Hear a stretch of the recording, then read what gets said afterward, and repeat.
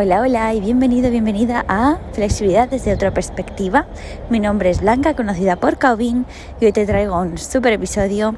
Ya tenía muchas ganas de retomar los episodios porque últimamente está siendo todo muy intermitentemente, pero la verdad es que este episodio me parece que va a ser de los más útiles. Espero aclarar muchas dudas porque nos vamos a centrar sobre todo en aclarar conceptos sobre cuántos días entrenar, frecuencia de entrenamiento de flexibilidad, frecuencia de entrenamiento de fuerza, cómo llevar una buena rutina para prevenir lesiones, evitar, por ejemplo, sobrecargas, descompensaciones y demás.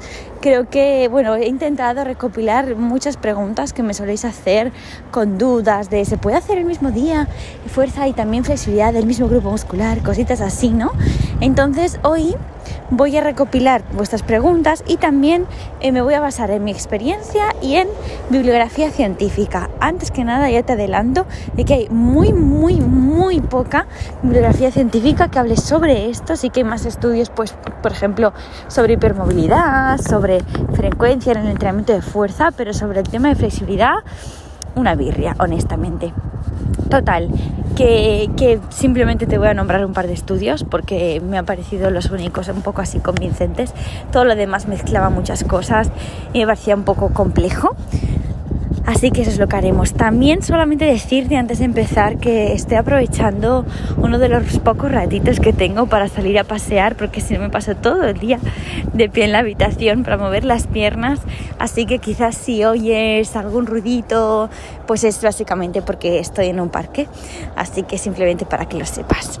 Fantástico. Empezamos por el principio. Frecuencia de entrenamiento. ¿Cuántos días entrenar flexibilidad a la semana para mejorar?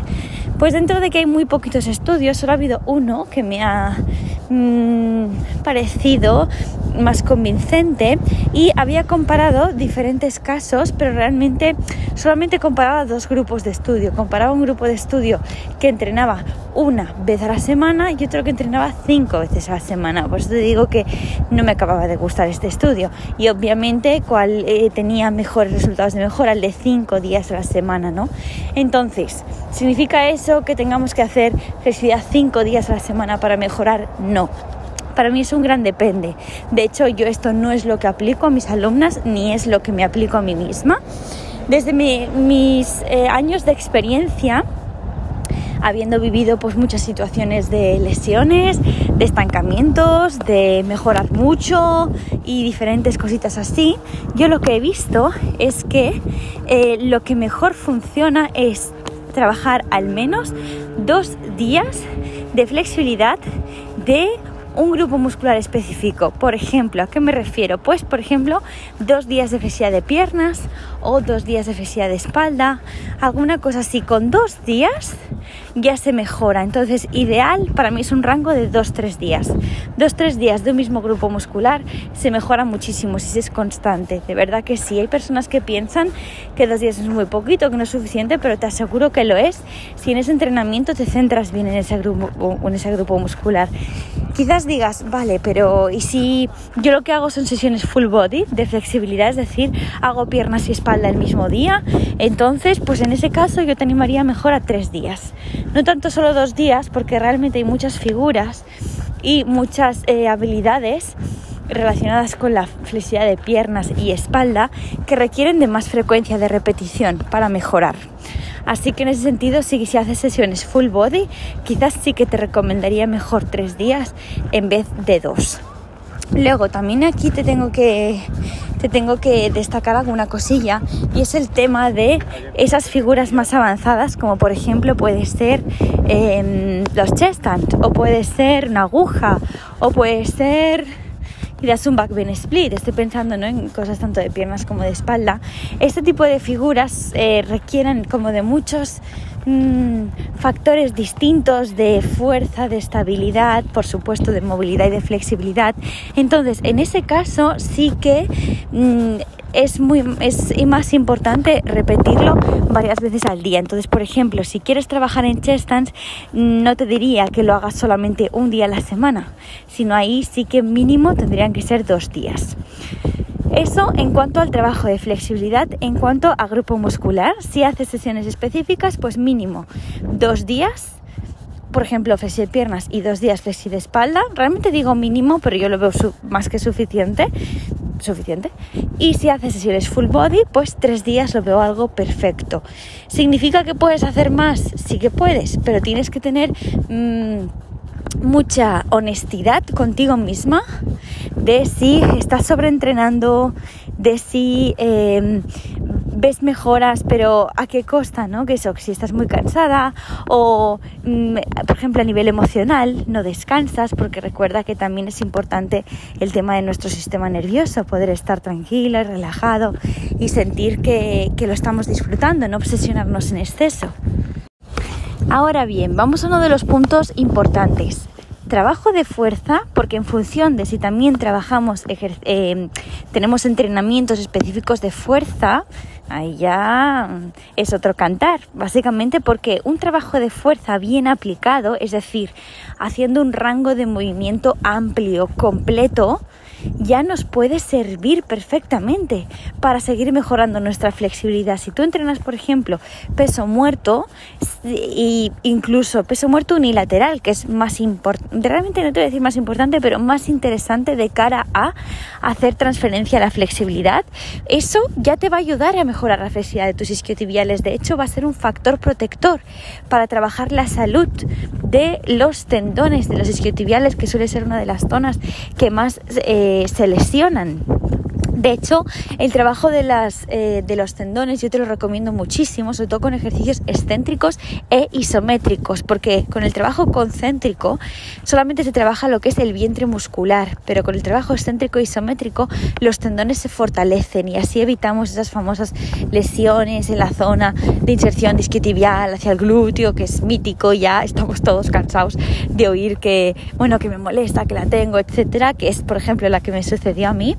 Pues ese tipo de trabajo va a ser un factor protector. Entonces, si además en nuestra semana entrenamos fuerza, metiendo rangos de movimiento amplios y trabajo excéntrico e isométrico, vamos, es que más que suficiente este trabajo, por ejemplo, de 3 días full body o 2 días piernas, 2 días espalda, más que suficiente. Y a veces incluso no hace falta que hagas muchas sesiones de fuerza a la semana. Yo creo que con una ya sin duda vas a notar mejoras. ¿Que quieres más? Pues métele un par, ¿no?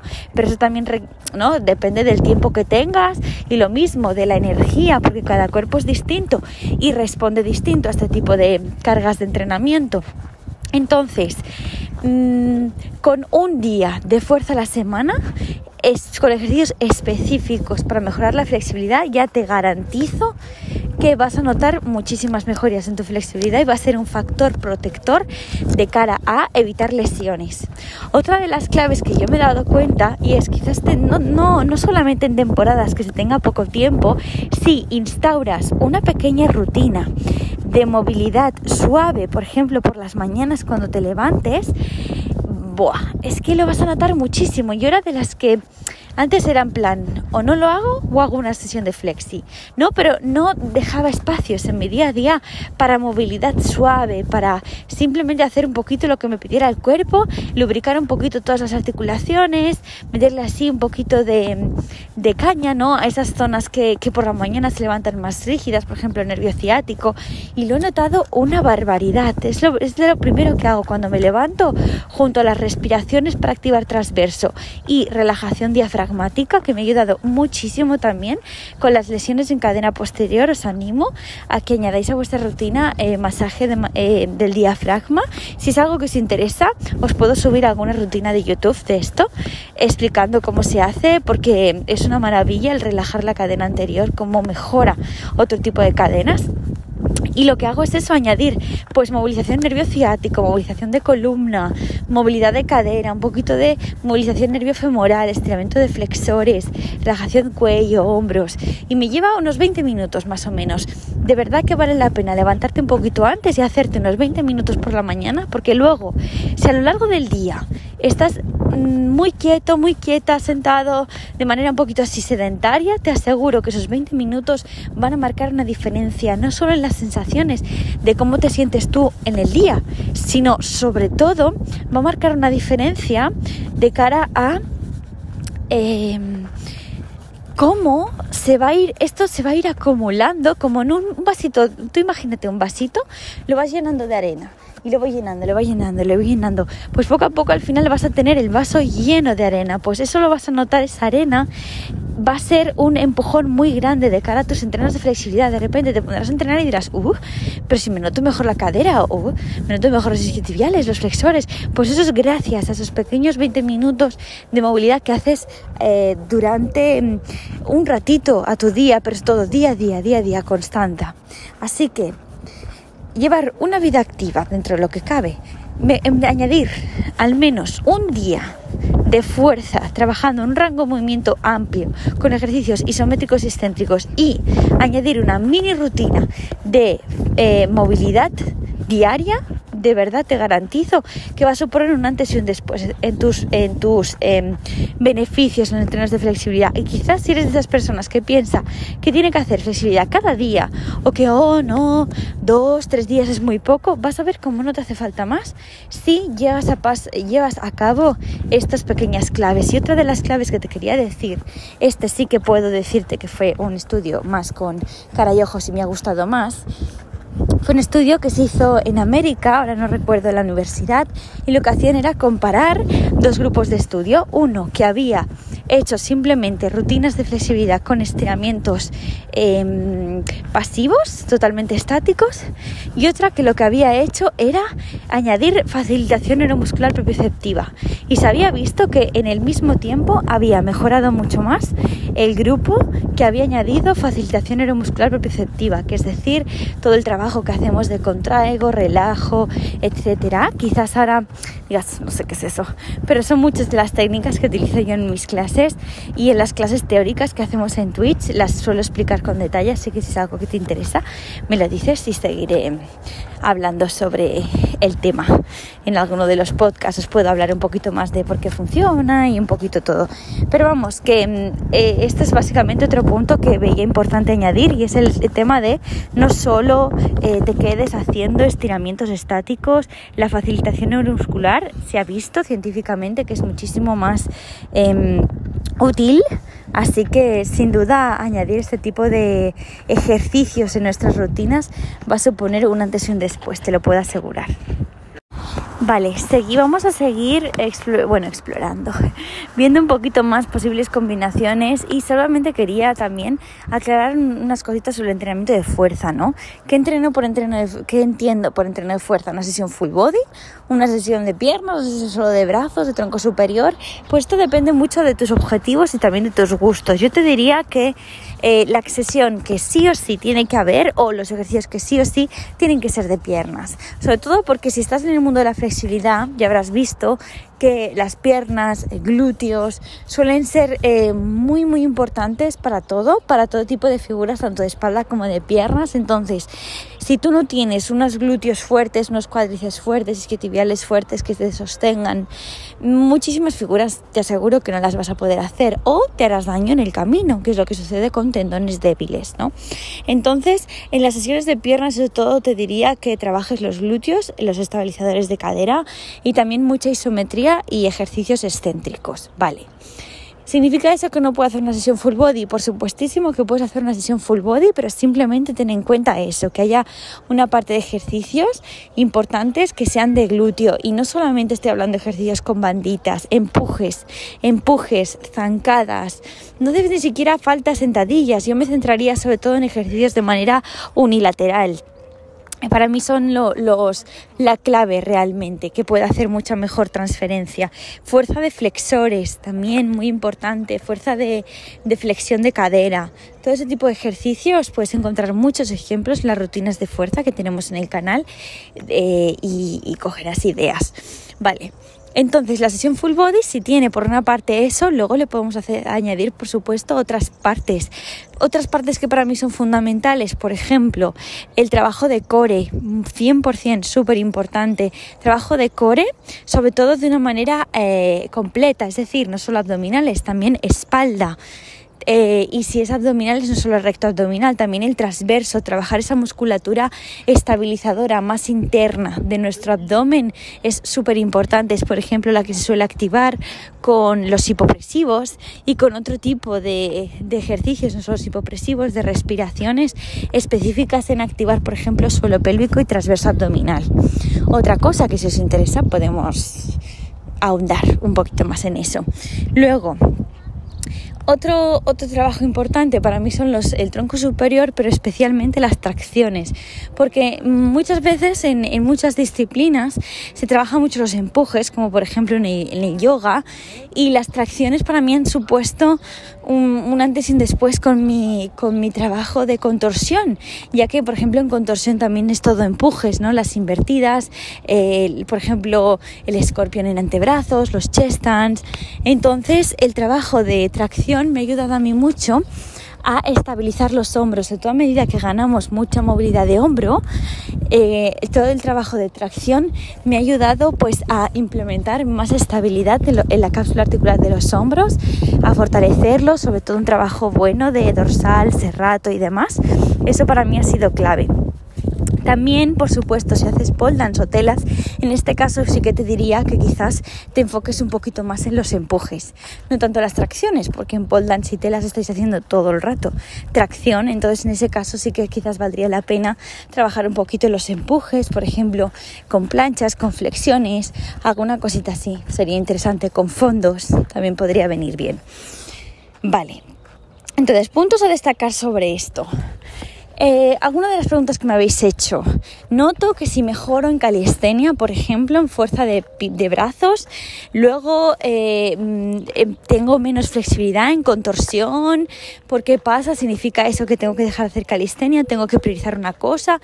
Discrepo, ¿vale? Realmente lo que creo que está pasando allí no es para nada, no son incompatibles. De hecho, yo estoy feliz y orgullosa de poder decir que soy la prueba viviente en ese sentido. Yo he mejorado mucho calistenia y he mejorado mucho en contorsión. De hecho, para mí ha sido clave ambas mejoras, porque me ha ayudado a ganar apertura de hombros desde una estabilidad, no desde una inestabilidad articular. Entonces, ¿qué puede estar pasando ahí? Yo creo que lo que está pasando ahí es que posiblemente después de los entrenamientos de calistenia no se destense y relaje esa musculatura que se ha contraído tanto, como por ejemplo suelen ser deltoides y pectoral, suele ser lo que yo he sentido. También por supuesto dorsal, serrato y trapecio, pero deltoides y pectoral pasan desapercibidos y suelen cargarse mucho y no se ha destensado suficiente. Y el cuerpo poco a poco va tensando más esa musculatura que ya está tensa y luego cuando queremos hacer figuras que requieren de un amplio rango de movimiento de hombro en todas las direcciones, no solo en flexión de hombro, pues no podemos. Yo me di cuenta de esto una temporada en la que solamente hacía calistenia y contorsión, y mis hombros solamente hacían, pues en contorsión, apertura de hombros, es decir, trato de abrir al máximo mis bracitos, pero hacia arriba, es decir, las manos hacia el techo.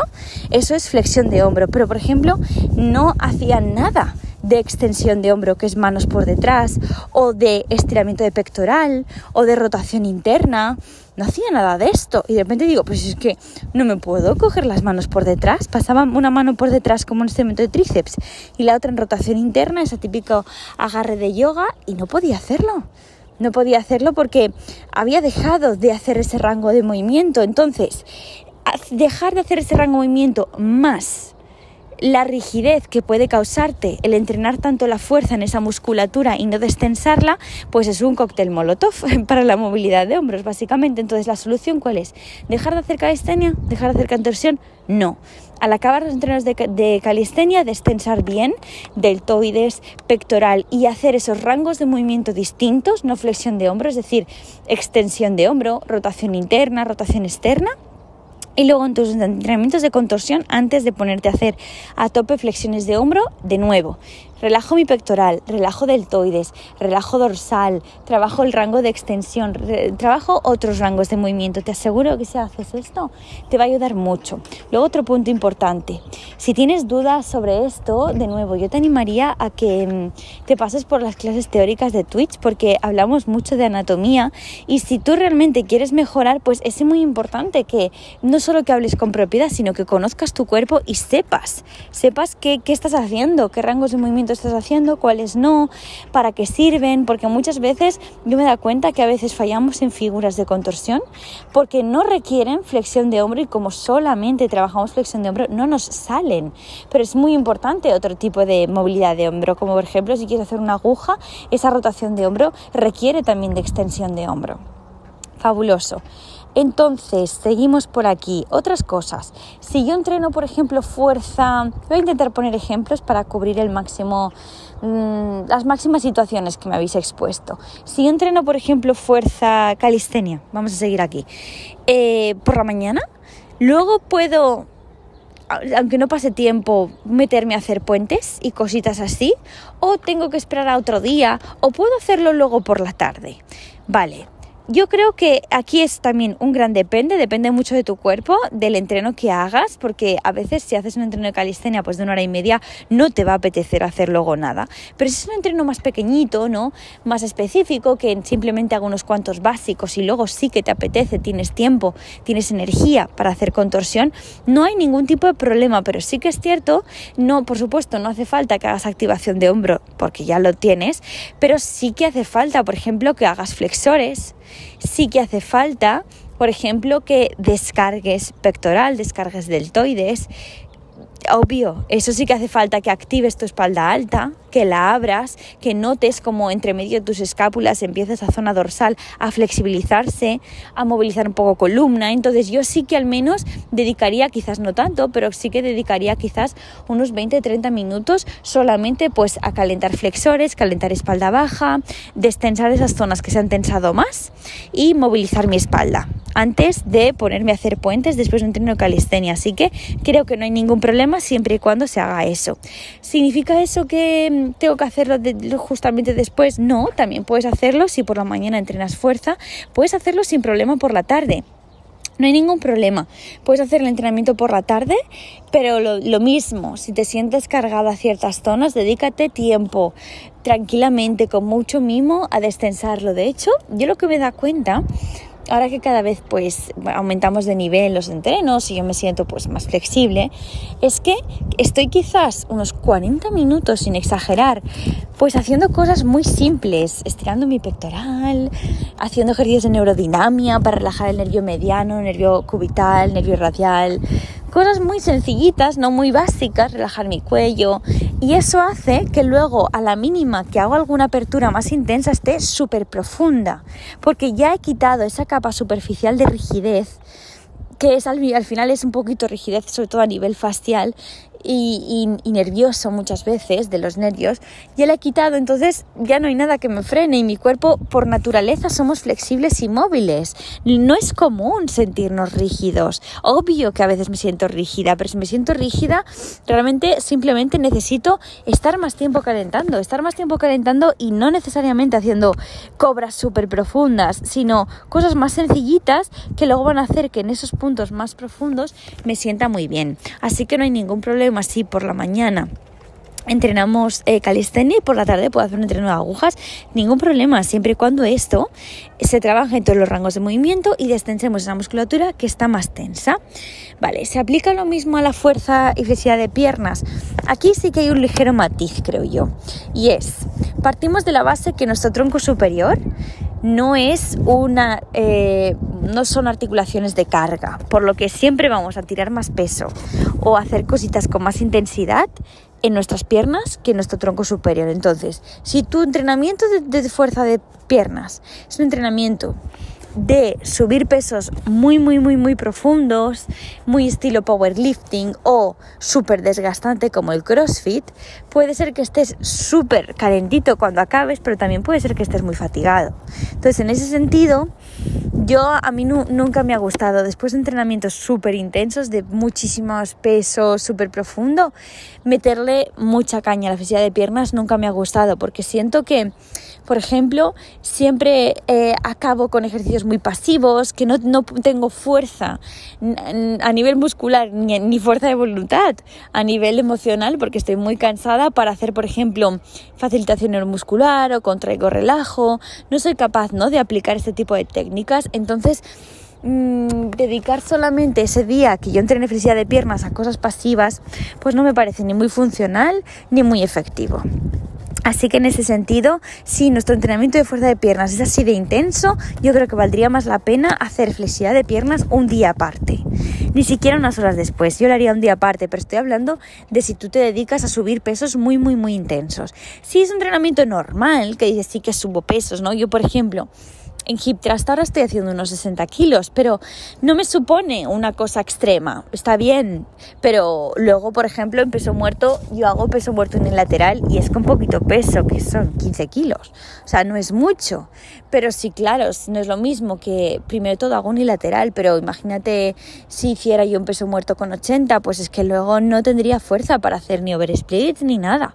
Entonces, si tu entrenamiento es distinto, es con pesitos más moderados, es más tranquilote, es un poquito otro concepto de entrenamiento, lo suficiente como para mantener unas piernas fuertes, unos glúteos fuertes, unos tendones sanos, pues encuentro que no hay ningún problema que luego directamente hagas flexibilidad de piernas y estés pues otro rato. Yo, por ejemplo, estoy 1 hora y media haciendo fuerza y 1 hora y media haciendo flexibilidad y no hay ningún problema. Tengo energía, entonces si sientes que este es tu caso, tranquilidad, que se puede hacer perfectamente.